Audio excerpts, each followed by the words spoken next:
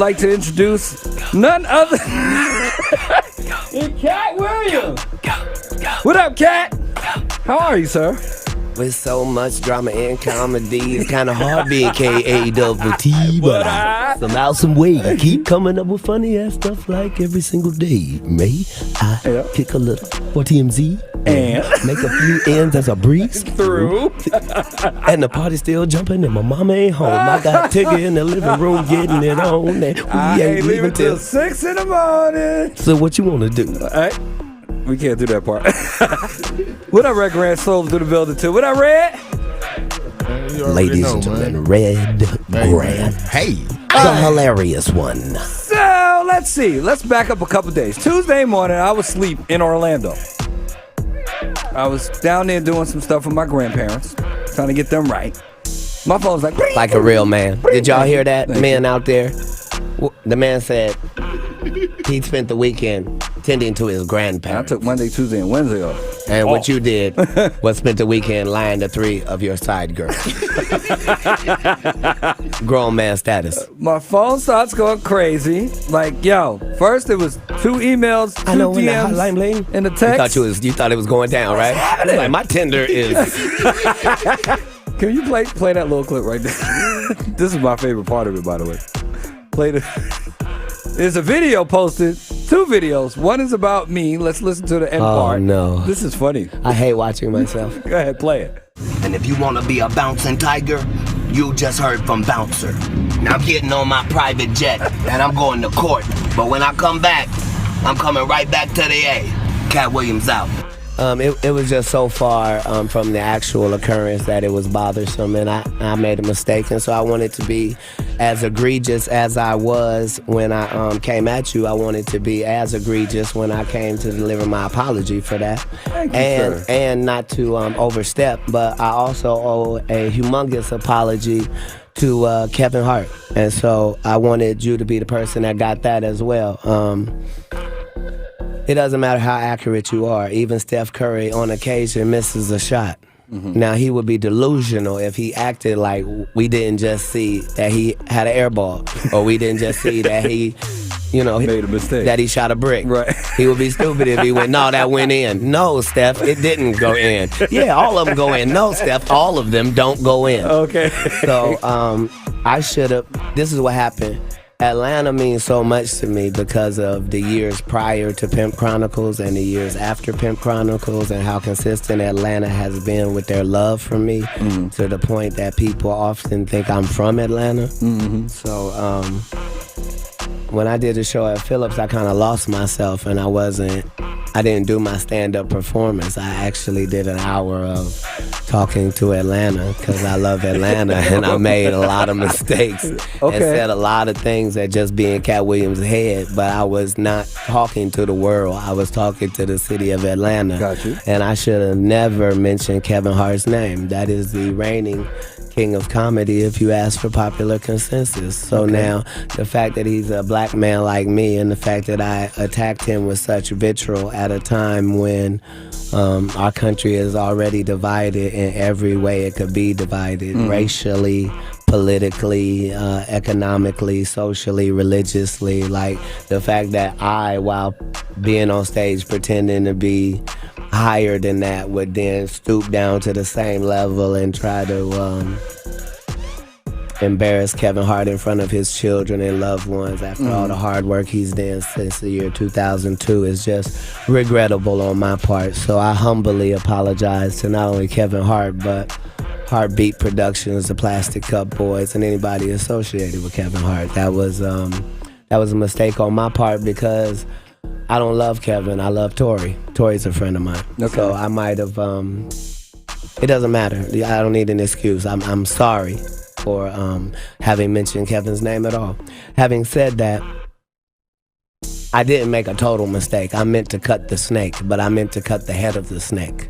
So my special will no longer be in Philly. It'll be in New York at the Barclays, where I cut off the head of Chris Rock. Step and Fetch It, Coon number 1.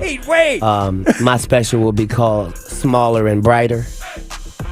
Like bigger and blacker. And I'll deal with Chris Rock there in New York. What's the problem with Chris Rock now? I'll acknowledge that when I get to it. Okay. I've already made enough missteps, and I just got done doing back-to-back apologies for the first That time was in my life. amazing. So that's what it is. So, okay, we got that. And on to the next, sir. We can say anything we want to say about Cat Williams, but I mean, he's a man that is honest. He makes a mistake, he admits his mistake, and he apologizes for it. A lot of people will make mistakes sometimes, and they won't admit their mistakes and they won't apologize. And a lot of people feel that if you make a mistake and you admit a mistake and you apologize for that mistake, that makes you weak. Society has timed it in such a way that if somebody apologizes, it means they're a weak person. No, you're not a weak person for apologizing for something you did wrong. He made a mistake. He came out back. He came out back and apologized and let people know that he is sorry. He's sorry for what he did, and it's not a bad thing. It's not a bad thing at all. He apologized not only to the host, but also apologized to Kevin Hart. And I remember one person said, "How can Kevin Hart be the greatest comedian of all time?" People can be the greatest comedian depending on each person. You can find somebody great in your eyes, and I can find that person not great in my own eyes, but it doesn't mean the person is not great. It's the same way where some people might say, Dave Chappelle is not great. Like Dave Chappelle is not a great comedian, but you might find him great.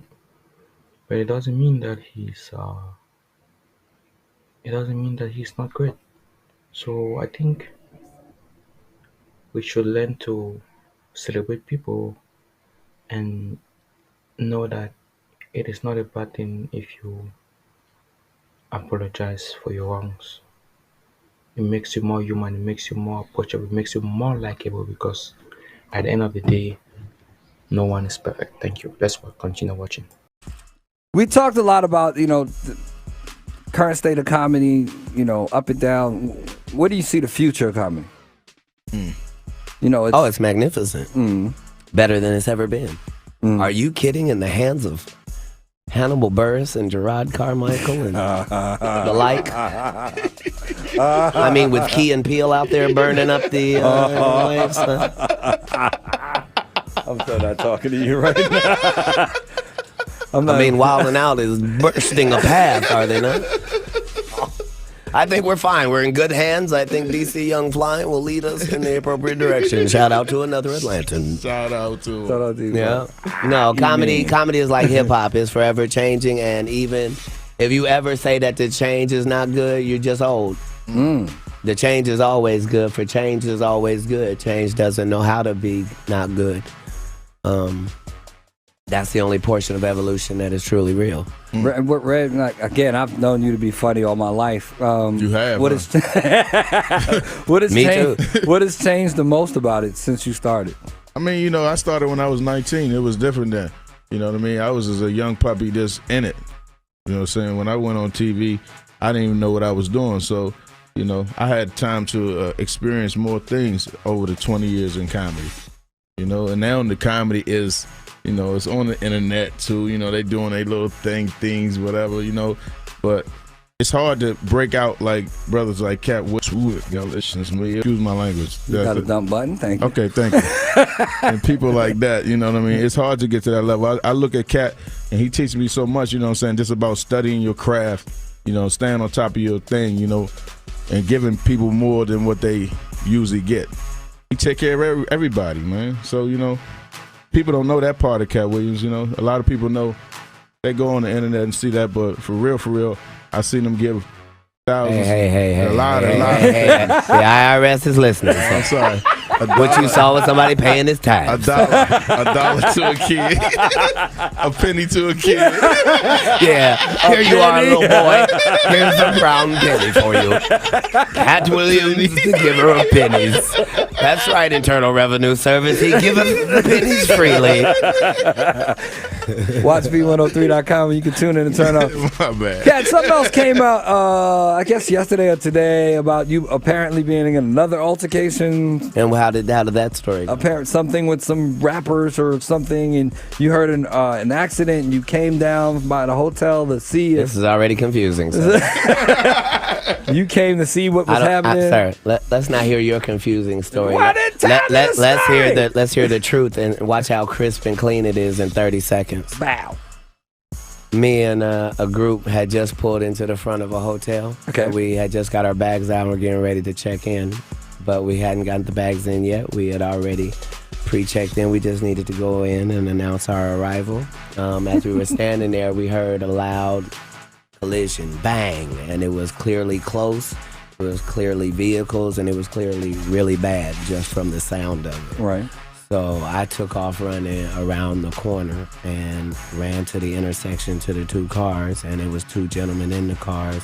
Both of them had the fumes in their face from the airbags, and so I got the Caucasian gentleman out by his waist, got him over to the corner, got him over there, made sure that his eyes were working, and laid him against the wall. Went back and got the Asian gentleman, got him over to the corner, bam. Okay, now we're trying to, then I get all of the outside bumper stuff that's, in the street, because it's LA, so I grabbed that stuff over to the corner.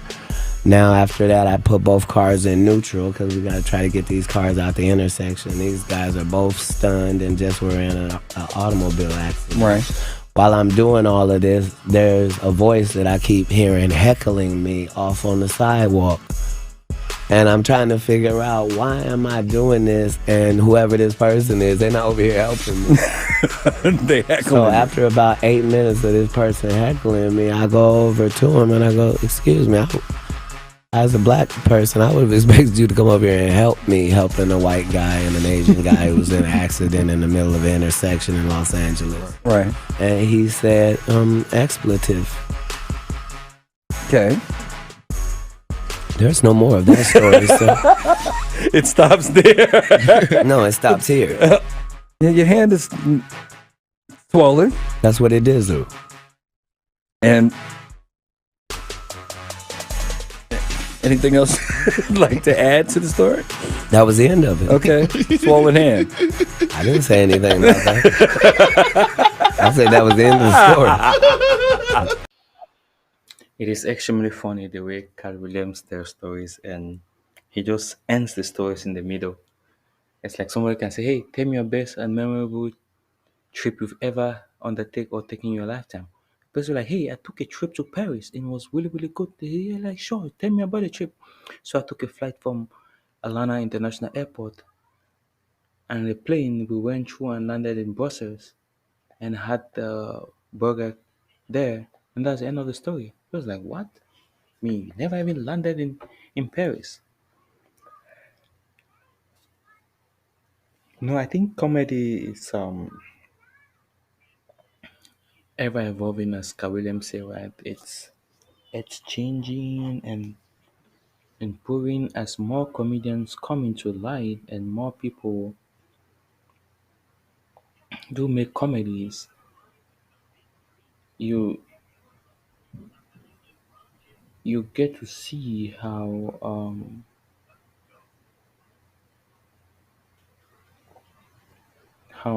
things are evolving or improving. Comedy is always changing. It's never the same. It's never stagnant. It's always improving. And one thing that is nice is you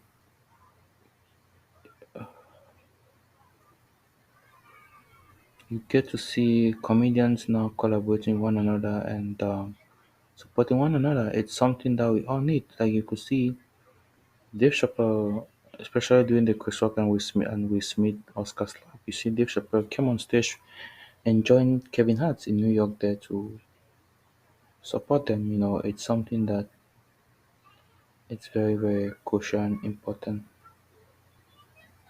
for all us to do, all of us.